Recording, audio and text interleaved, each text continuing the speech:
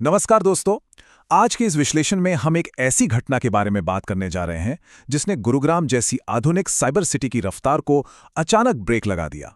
आज हम एक ऐसे ड्रामेटिक इंफ्रास्ट्रक्चर फेलियर को समझेंगे जहां पावर ग्रिड के एक छोटे से हिस्से में आई खराबी ने एक पूरा डोमिनो इफेक्ट शुरू कर दिया। यानी एक के बाद एक चीजें बंद होती चली गईं और देखते ही देखते एक आम शुक्रवार की शाम अफरा तफरी में बदल गई। तो चलिए सीधे इस मुद्दे पर आते हैं। जरा कल्पना कीजिए, शुक्रवार की शाम है, दफ्तर से छुट्टी हो चुकी है, लोग जल्दी से जल्दी घर पहुंचना चाहते हैं और तभी अचानक शहर का सबसे बड़ा और भरोसेमंद ट्रांजिट सिस्टम पूरी तरह से ठप पड़ जाता है। दर्जनों लोग हवा में ऊंचाई पर रुकी हुई मेट्रो ट्रेन में फंस जाते हैं। जब रोशनी पूरी तरह से चली गई तो मजबूरी में लोगों को ट्रेन खाली करनी पड़ी और घुप अंधेरे में उन एलिवेटेड मेट्रो ट्रैक्स पर चलना पड़ा। अब आप सोच रहे होंगे कि आखिर ऐसा क्या हुआ जिसने इतने हाईटेक सिस्टम का अचानक दम निकाल दिया। ये पूरा संकट लगभग 45 मिनट तक चला। अब सुनने में 45 मिनट शायद उतने ज्यादा ना लगे, लेकिन पीक ट्रांजिट आवर्स में जब हजारों लोग सफर कर रहे हों, ये किसी नाइटमेयर से कम नहीं है। दिल्ली मेट्रो रेल कॉरपोरेशन यानी डीएमआरसी की आधिकारिक टाइमलाइन के हिसाब से रात 7:50 से लेकर 8:33 तक मेट्रो सेवा पूरी तरह से रुकी रही।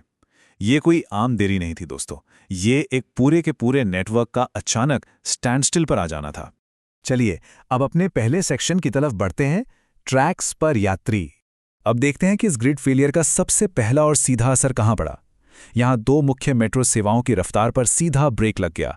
एक तरफ थी गुरुग्राम की इंटरनल कनेक्टिविटी की लाइफलाइन यानी रैपिड मेट्रो सर्विसेज, और दूसरी तरफ थी दो शहरों को जोड़ने वाली येलो लाइन का गुरुग्राम सेक्शन। एचबीपीएनएल सबस्टेशन से हुए पावर फेलियर ने इन दोनों बेहद जरूरी ट्रांजिट आर्टरीज को बिल्कुल फ्रीज कर दिया। ये साफ दिखाता है कि हमारा शहर का इंफ्रास्ट्रक्चर एक दूसरे पर कितना ज्यादा निर्भर करता है। एक पावर स्रोत गया और दो अलग अलग महत्वपूर्ण लाइन्स वहीं की वहीं रुक गईं। अब आते हैं इस कहानी के दूसरे हिस्से पर, धमाके की वजह। आखिर ये पावर फेल हुई क्यों?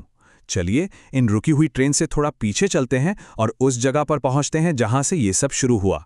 सेक्टर 72 का एक 220 केवीए पावर स्टेशन। यहां जो हुआ ना, वो बेहद शानदार तरीके से दर्शाता है कि एक टेक्निकल चेन रिएक्शन आखिर कैसे काम करती है। कदम दर कदम देखें तो सबसे पहले उस विशाल 220 केवीए ट्रांसफार्मर में तेल का रिसाव यानी ऑयल लीक शुरू हुआ। अब ट्रांसफार्मर में तेल का काम उसे ठंडा रखना होता है, तो जैसे ही ये लीक हुआ, सिस्टम ने खुद को बचाने के लिए तुरंत ब्रेकर कट कर दिया। लेकिन ठीक उसी वक्त वहां एक बड़ा धमाका हुआ और आग लग गई। एकदम परफेक्ट स्टॉर्म, जिसने पूरी तरह से बिजली की आपूर्ति को नष्ट कर दिया। इस पूरे सीक्वेंस को एग्जैक्टली समझने के लिए जरा इस आधिकारिक बयान पर गौर कीजिए। न्यूज एजेंसी एएनआई को दिए गए एक ऑफिशियल स्टेटमेंट में साफ कहा गया है कि धमाका ठीक उसी वक्त हुआ जब ब्रेकर कट हो रहा था और इसकी वजह से वहां आग लग गई और ब्लैकआउट हो गया।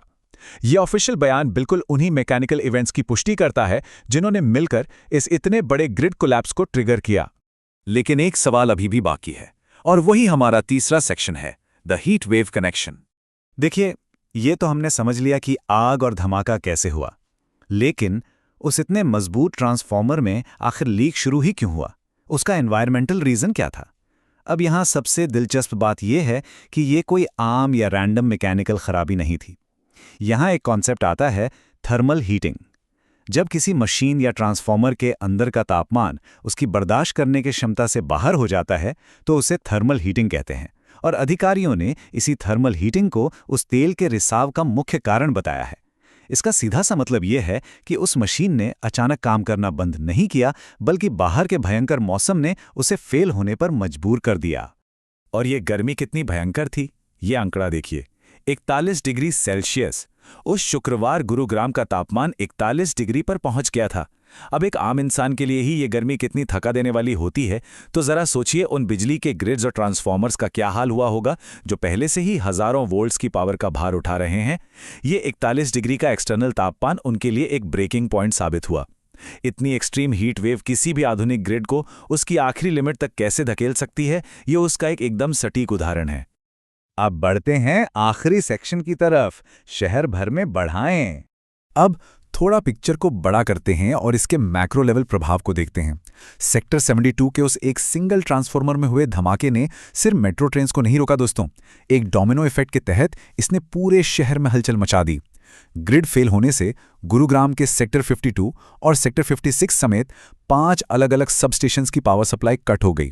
सोचिए, एक ऐसी शाम जब तापमान 41 डिग्री के आसपास थमा हुआ है, तब कमर्शियल बिल्डिंग्स में काम रुक गया और हजारों रिहायशी घरों में लोगों को भारी उमस और बिना एसी, बिना पंखे के गुप अंधेरे का सामना करना पड़ा। ये दिखाता है कि जब इंफ्रास्ट्रक्चर का एक क्रूशल नोड फेल होता है ना, तो उसका असर आम जीवन के हर हिस्से पर कितनी तेजी से फैलता है। तो ये पूरा विश्लेषण हमारे सामने एक बेहद गंभीर और सोचने पर मजबूर करने वाला सवाल खड़ा करता है। जैसे जैसे मौसम बदल रहा है और तापमान का 41 डिग्री या उससे भी ऊपर जाना एक आम बात होती जा रही है, क्या हमारा ये आधुनिक शहरी इंफ्रास्ट्रक्चर वाकई इस बेपनाह गर्मी को झेलने के लिए बना है? गुरुग्राम का ये ग्रिड कोलैप्स सिर्फ एक घटना नहीं है, ये एक वार्निंग साइन है। क्या हमारे ग्रिड्स और ट्रांसफॉर्मर्स आने वाले समय की इन एक्सट्रीम कंडीशंस के लिए पूरी तरह तैयार हैं? ये एक ऐसा सवाल है जिस पर अब हम सबको सोचना ही होगा। आज के इस विश्लेषण में मेरे साथ जुड़ने के लिए आप सभी का बहुत बहुत धन्यवाद।